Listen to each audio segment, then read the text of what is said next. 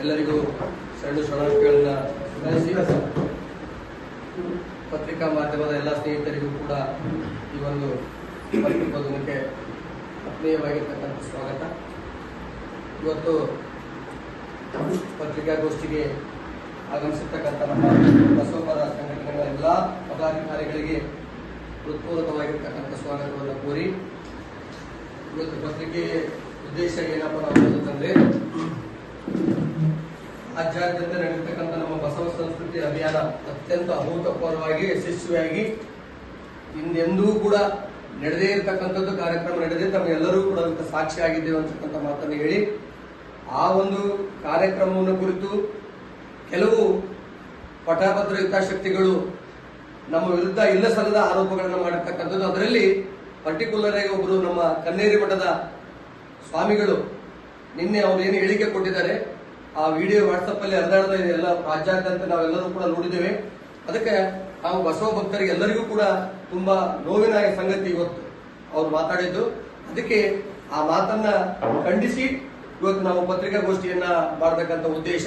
ಅದರ ಜೊತೆಗೆ ಮುಂದೆ ಅಥವಾ ನಾಳೆ ಅಥವಾ ನಾಡಿದ್ದು ನಾವು ಹೋರಾಟ ಮಾಡೋದರ ಮೂಲಕ ಮಾನ್ಯ ತಹಸೀಲ್ದಾರ್ ಸಾಹೇಬರಿಗೂ ಹಾಗೂ ಕೂಡ ಪೊಲೀಸ್ ಸ್ಟೇಷನ್ಗೆ ಹೋಗಿ ಅವರ ವಿರುದ್ಧ ಕಂಪ್ಲೇಂಟ್ ದೂರನ್ನು ಕೂಡ ಕೊಡಬೇಕಂತ ನಾವು ಅನ್ಕೊಂಡಿದ್ದೀವಿ. ಅದಕ್ಕೆ ಈ ಒಂದು ಕಾರ್ಯಕ್ರಮಕ್ಕೆ ನಮಗೆಲ್ಲರಿಗೆ ಮತ್ತೊಮ್ಮೆ ನಾನು ಸ್ವಾಗತಿಸಿ, ಈಗ ಮೊದಲನೇದಾಗಿ ನಮ್ಮ ವೀರಭದ್ರಗೌಡರು ಅಮರಾಪುರ ಶರಣರು ಆ ಪತ್ರಿಕಾಗೋಷ್ಠಿಯನ್ನು ಕುರಿತು ತಮ್ಮೊಂದಿಗೆ ವಿಷಯವನ್ನು ಹಂಚಿಕೊಳ್ಳಲಿದ್ದಾರೆ. ತಮ್ಮ ಮುಂದೆ ಈಗ ವೀರಭದ್ರಗೌಡರು. ಸರ್ ಏನ್ ವಿಷಯ ಅಷ್ಟೇ, ಬೇರೆ ಏನ್ ಮಾತಾಡ್ಬೇಡಿ, ಅಷ್ಟೇ ವಿಷಯ ಅಷ್ಟೇ ಮಾತಾಡ್ರಿ. ವಿಷಯ ಮಾತಾಡ್ರಿ. ಕಮ್ಮೇರಿ ಮಠ ಇದೆ ಹೆಸರು ಹೇಳ್ರಿ. ಅದೃಶ್ಯ ಕಾಡಸಿದ್ದೇಶ್ವರ ಮಠ ಸರ್ ಅಲ್ಲ ಮಂದಿ ಬಂದಲ್ಲ ಶ್ರೀ ಬಸವಲಿಂಗಾಯ ನಮಃ. ಈ ಸಾರ್ವಜನಿಕರಿಗೆ ಈ ಮೂಲಕ ನಿವೇದಿಸುವುದೇನೆಂದರೆ, ಇವತ್ತು ನಾವೆಲ್ಲರೂ ಬಸವ ಕೇಂದ್ರದ ಮತ್ತು ಲಿಂಗಾಯತ ಬಳಸಿದವರು ಇಲ್ಲಿ ಸೇರಿದ್ದೀವಿ. ಇದಕ್ಕೆ ಮುಖ್ಯ ಕಾರಣ ಏನಂದ್ರೆ, ಕನ್ನೇರಿ ಮಠದ ಸ್ವಾಮಿ ಅಸಂಬದ್ಧವಾದಂತಹ ಹೇಳಿಕೆಗಳನ್ನು ವಿಡಿಯೋ ಮೂಲಕ ಹೇಳುತ್ತಿದ್ದಾರೆ. ಯಾಕಂತಂದ್ರೆ ಬಸವ ಸಂಸ್ಕೃತಿ ಅಭಿಯಾನ ಇಡೀ ಜನಮನಕ್ಕೆ ಮೆಚ್ಚುಗೆ ಆಗಿರ್ತಕ್ಕಂಥ ರೀತಿಯೊಳಗ ಸುಮಾರು 1 ತಿಂಗಳ 5 ದಿವಸ ನಡೆದು ಮುಖ್ಯಮಂತ್ರಿಗಳ ಸಮಕ್ಷಮದಲ್ಲಿ ಅದು ಸಮಾರೋಪಗೊಂಡಿತ್ತು ಮೊನ್ನೆ ಬೆಂಗಳೂರಿನ 5ನೇ ತಾರೀಕಿಗೆ. ಅದು ಇಡೀ ಜನಮನ್ನಣೆಯನ್ನು ಗಳಿಸಿರ್ತಕ್ಕಂಥ ಒಂದು ಕಾರ್ಯಕ್ರಮ ಆಗಿತ್ತು. ಆದ್ರೆ ಇವರು ಅದನ್ನು ಸಹಿಸಲಾಗುವಂತ ಮನುವಾದಿಗಳಾಗಿರ್ತಕ್ಕಂಥವ್ರು ಮತ್ತು ವೈದಿಕ ಮನಸ್ಥಿತಿ ಇರತಕ್ಕಂಥವ್ರು, ಬಸವ ವಿರೋಧಿಗಳಾಗಿರ್ತಕ್ಕಂಥ ಒಬ್ಬ ಸ್ವಾಮಿ ಖಾಲಿ ಧರಿಸಿಕೊಂಡು ಇಂಥ ಅವಿವೇಕದ ಮಾತುಗಳನ್ನು ಬಳಸ್ತಾರಂತಂದ್ರೆ, ನಾವು ಆ ಮಾತುಗಳನ್ನು ನಿಮ್ಮ ಮುಂದೆ ಹೇಳಕ್ಕೆ ನಮಗೂ ನಾಚಿಕೆ ಬರ್ತದೆ. ಯಾಕಂದ್ರೆ ಖಾಲಿ ಧರಿಸಿದ ಮೇಲೆ ಆತ ಏನಪ್ಪ ಅಂದ್ರೆ ಒಬ್ಬ ಧರ್ಮದರ್ಶಿಯಾಗಿ ಜನಮನವನ್ನು ಗೆಲ್ಲಬೇಕು. ಆತನ ನಾಲಿಗೆ ಏನ್ ಹೇಳ್ತದಂದ್ರೆ, ಆತನ ವ್ಯಕ್ತಿತ್ವ, ಆತನ ಬದುಕು, ಆತನ ರೀತಿ, ಆತ ಹೆಂಗದೆ ಎಂಬುದು ಮಾತಿನ ಮೂಲಕ ನಾವು ಕಂಡುಕೊಳ್ಬೇಕಾಗಿದೆ. ಯಾಕಂದ್ರೆ ಕಾವ್ಯದರ್ಶಿ ಅಯೋಗ್ಯರು ಕೂಡ ಇವತ್ತು ಕಾವ್ಯದರ್ಶನ ಎಂಬುದು ನಮಗೆ ಬಹಳ ನಾಚಿಕೆ ವಿಷಯ ಆಗಿರ್ತದೆ. ಯಾಕಂದ್ರೆ ಬಸವ ವಿರೋಧಿಗಳಾಗಿರ್ತಕ್ಕಂಥವ್ರು ಏನು ಬಸವ ನಾವು ಇಲ್ಲಿವರೆಗೆ ಒಂದು ತಿಂಗಳು ಮಾಡಿರ್ತಕ್ಕಂಥ ಏನೈತೆ ಅಂದ್ರೆ, ಜನಮನದಲ್ಲಿ ಸಂಸ್ಕೃತಿ ಅಂದ್ರೆ ನಾವ್ ಹೆಂಗ್ ಬದುಕಬೇಕು, ಬರೀ ನಮ್ಮ ಬದುಕಲ್ಲ ಇತರರೊಂದಿಗೆ ನಾವ್ ಹೆಂಗ್ ಬದುಕಬೇಕು ಎಂಬುದೇ ಮತ್ತೆ ಎಲ್ಲಾ ವೇದಿಕೆಗಳಲ್ಲಿ ಹೇಳಿರ್ತಕ್ಕಂಥದ್ದೈತಿ. ಲಿಂಗಾಯತ ಮಠಾಧಿಪತಿಗಳ ಒಕ್ಕೂಟ ಮತ್ತು ಹೇಳ್ತಕ್ಕಂಥದ್ದು ಏನಂತಂದ್ರೆ, ನಾವು ಇದರ ಮೇಲೆ ಕ್ರಮ ತಗೋಬೇಕಾಗ್ಯದ, ಈತನ ಬಾಯಿಗೆ ಒಂದಿಷ್ಟು ಬೀಗ ಹಾಕ್ಬೇಕಾಗ್ಯದ, ಮತ್ತೆ ಇಂಥ ಯೋಗ್ಯರನ್ನ ನಾವು ಇಂದ ಎಚ್ಚರಿಕೆ ಇರ್ಬೇಕಾಗ್ಯದ. ಇವು ಸನಾತನವಾದ ಯಾವತ್ತಿಗೂ 12ನೇ ಶತಮಾನದಲ್ಲಿ ಕೂಡ ಇದ್ರು ಬಂಡಿ ಮನ್ಸಣ್ಣ ಅಂತೇಳಿ, ಅವರು ಕೂಡ ಬಸವಣ್ಣನ ವಿಚಾರಧಾರೆಗಳನ್ನು ಒಪ್ಪಲಾದಂತ ರೀತಿಯೊಳಗ ಇಲ್ಲದ ಅಪಾದನೆಗಳನ್ನ ಅವರಲ್ಲಿ ಹೋಲಿಸಿ ಗಡಿಪಾರು ಮಾಡಿರ್ತಕ್ಕಂಥ ಸಂತತಿ ಇವರಾಗ್ಯಾರ. ಮತ್ತೇನು ಇಲ್ಲ. ಇಂಥವರಿಗೆ ನಾವು ಸರಿಯಾದಂತಹ ರೀತಿ ಪಾಠ ಕಲಿಸಲ್ಲಂತಂದ್ರೆ, ಇಂಥವರಿಗೆ ನಾವು ಕಾನೂನಾತ್ಮಕ ಕ್ರಮ ಕೈಗೊಳ್ಳೋದ್ರೆ ಇದು ಸಂವಿಧಾನಕ್ಕೂ ಅಪಚಾರ ಆಗ್ತದೆ, ಶರಣರ ಒಂದು ಬದುಕಿಗೂ ಕೂಡ ಅಪಚಾರ ಆಗ್ತದೆ. ಮತ್ತೆ ಈ ಸಹೃದಯವಂತರು ಈ ಮೂಲಕ ವಿನಂತಿ ಮಾಡಿಕೊಳ್ಳುವುದೇನೆಂದ್ರೆ, ಇದಕ್ಕೆ ಎಲ್ಲರೂ ಬೆಂಬಲಿಸಬೇಕು.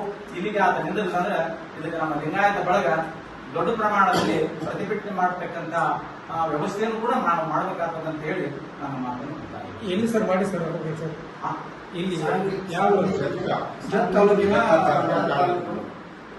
ಬೆಂಗಳೂರು ಗ್ರಾಮದ ಫಂಕ್ಷನ್ ಅಲ್ಲಿ ಸ್ಥಳೀಯ ವಿರೋಧ ಮಾಡಿದ್ರು ಸರ್, ಭಾಷಣ ಮಾಡಿದ್ರು. ಯಾವುದೇ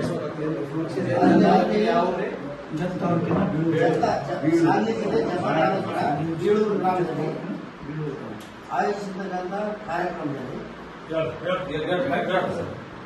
ಅಲ್ಲಿ ಅವರು ಏನು ಲಿಂಗಾಯತ ಮಠಾಧೀಶರು ಒಕ್ಕೂಟ ಏರ್ಪಡಿಸಿರ್ತಕ್ಕಂಥ ಬಸವ ಸಂಸ್ಕೃತಿ ಅಭಿಯಾನದ ಯಶಸ್ಸನ್ನು ಸಹಿಸಿಕೊಳ್ಳಾರನೆ ಸ್ವಾಮಿ ಈ ರೀತಿಯಾಗಿ ಮಾತಾಡುವಂಥದ್ದು ಕಾಡಸಿದ್ದೇಶ್ವರ ಸ್ವಾಮಿಗಳು.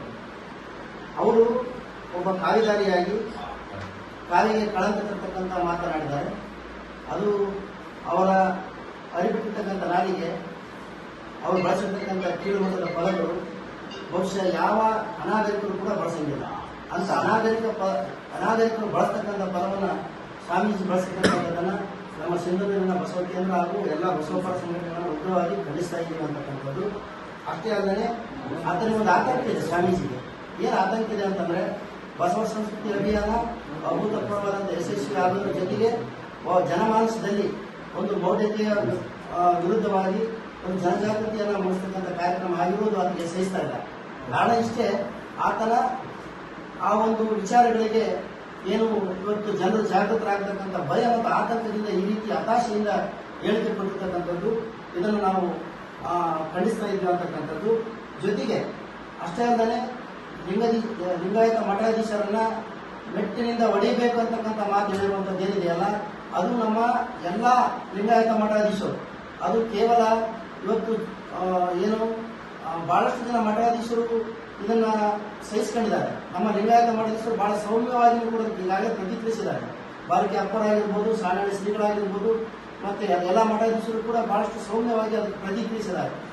ನಮ್ಮ ಸ್ವಾಮೀಜಿಗಳು, ನಮ್ಮ ಮಠಾಧೀಶರು ಸೌಮ್ಯರಿರ್ಬೋದು, ಆದರೆ ಅವರ ಭಕ್ತರಾಗಿರ್ತಕ್ಕಂಥ ನಾವು ಅದನ್ನು ಸಹಿಸಂಗಿಲ್ಲ.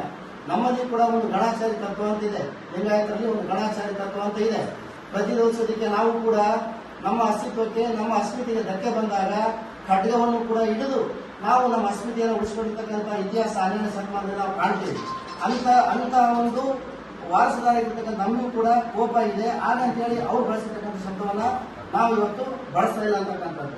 ಇನ್ನು ನಮ್ಮ ಶರಣ ಪರಂಪರೆ ಮತ್ತು ನಮ್ಮ ಬಸವ ಸಂಸ್ಕೃತಿ ಎಂಥದ್ದು ಅಂತಂದ್ರೆ, ಆ ಪುಣ್ಯಾತ್ಮ ಏನು ಬಳಸಿದಾನಲ್ಲ, ಏನಂತ ಎಂತೋ ಡ್ಯಾಶ್ ಡ್ಯಾಶ್ ಮಕ್ಕಳು ಅಂತ ಏನು ಬಳಸಿದಾನ, ಆ ಪದ ಬಳಸಂಗಿಲ್ಲ. ಯಾಕಂತಂದ್ರೆ ನಾವು ನಮ್ಮ ಸಂಸ್ಕೃತಿ ಎಂತಂದ್ರೆ ವೇಶ್ಯರನ್ನ ಪುಣ್ಯಾಂಗರೆಯನ್ನ ಮಾಡಿರ್ತಕ್ಕಂಥ ಸಂಸ್ಕೃತಿ ಬಸವ ಸಂಸ್ಕೃತಿ. ಆದರೆ ಅಂತ ಬಸವ ಸಂಸ್ಕೃತಿಯನ್ನ ಪ್ರಚಾರ ಮಾಡುವಂತವರನ್ನ ಅಷ್ಟು ಕನಿಷ್ಠವಾಗಿ ಬಳಸಿರ್ತಕ್ಕಂಥ ಅಯೋಗ್ಯ ಆ ಸ್ವಾಮಿ ಆಗಿರತಕ್ಕಂಥದ್ದು. ಮುಂದಿನ ದಿನಮಾನಗಳಲ್ಲಿ ಮತ್ತೊಮ್ಮೆ ಈ ರೀತಿ ನಾಳೆ ಹರಿಬಿಟ್ಟಿದ್ದೆ ಆದರೆ ನಾಡಿನಾದ್ಯಂತ ಬಸವ ಭಕ್ತರು ಕಡಿಮೆ ಇಲ್ಲ. ಇವತ್ತು ಲಕ್ಷ ಲಕ್ಷ ಜನಸಂಖ್ಯೆಯಲ್ಲಿ ಬಸವ ಭಕ್ತರು ಇದ್ದೀವಿ, ಮತ್ತೆ ಮಠಾಧೀಶರು ಇದ್ದೀವಿ. ಇದು ಕೇವಲ ಲಿಂಗಾಯತ ಮಠಾಧೀಶರಿಗೆ ಮಾಡಿರ್ತಕ್ಕಂಥ ಅವಹೇಳನ ಅಲ್ಲ, ಪ್ರತಿಯೊಬ್ಬ ಬಸವಣ್ಣನ ಹೆಸರು ಹೇಳ್ತಕ್ಕಂತಹ ಎಲ್ಲಾ ಮಠಾಧೀಶರಿಗೆ ಮಾಡಿರ್ತಕ್ಕಂಥ ಅವಮಾನ. ಇವತ್ತು ಕಾಡಸಿದ್ದೇಶ್ವರ ಮಠ ಅಂತಕ್ಕಂಥದ್ದು ಬಸವ ತತ್ವದ ಮಠ. ಅಂತ ಮಠದಲ್ಲಿ ಒಂದು ಪುರೋಹಿತ ಶಾಹಿತ್ವವನ್ನ ಮತ್ತು ಏನು ಒಂದು ಸನಾತನ ಪದ್ಧತಿಯನ್ನು ಮುಂದುವರಿಸಿಕೊಂಡು ಹೋಗ್ತಕ್ಕಂಥ ವ್ಯವಸ್ಥೆಯನ್ನು ತಾವು ಮಾಡ್ತಾ ಇದ್ದಾರೆ. ಅದನ್ನು ತಾವು ಮೊದಲು ಮನಗಾಣಬೇಕು. ಇವತ್ತು ಒಂದು ಒಳ್ಳೆಯ ಬಸವ ತತ್ವದ ಮಠದಲ್ಲಿ ಇದ್ದುಕೊಂಡು ಯಾವ ತಮ್ಮ ಇತಿಹಾಸದಲ್ಲಿ, ತಮ್ಮ ಜೀವನದಲ್ಲಿ ಯಾವತ್ತಾದ್ರೂ ಒಂದು ಬಸವ ತತ್ವದ ವಿಚಾರವನ್ನ ಯಾವತ್ತಾದ್ರೂ ಪ್ರಚಾರ ಮಾಡಿದ ಉದಾಹರಣೆ ಅವರಲ್ಲಿ ಇಲ್ಲ. ಅವ್ರ ಉದ್ದೇಶ ಇಷ್ಟೇ, ಮಹಾರಾಷ್ಟ್ರ ಸರ್ಕಾರದ ಏನು ಮನ ಓಲೈಸುವುದು ಮತ್ತು ಆ ಒಂದು RSS ನ ಮನ ಓಲೈಸುವಂತಹ ನಾಟಕವನ್ನ ಅವ್ರು ಮಾಡ್ತಾ ಇದ್ದಾರೆ ಅಂತಕ್ಕಂಥದ್ದು. ನಮ್ಮ ಮಠಾಧೀಶರಿಗೆ ಅವರು ಏನಂತ ಅವಹೇಳನ ಮಾಡಿದ್ದಾರೆ ಅಂತಂದ್ರೆ, ಇವತ್ತು ಮಠಾಧೀಶರು ಬಸವ ಸಂಸ್ಕೃತಿ ಅಭಿಯಾನ ಅನ್ನುವಂತಹ ನಾಟಕ ಸಿದ್ದರಾಮಯ್ಯನವರ ಕೃಪಾ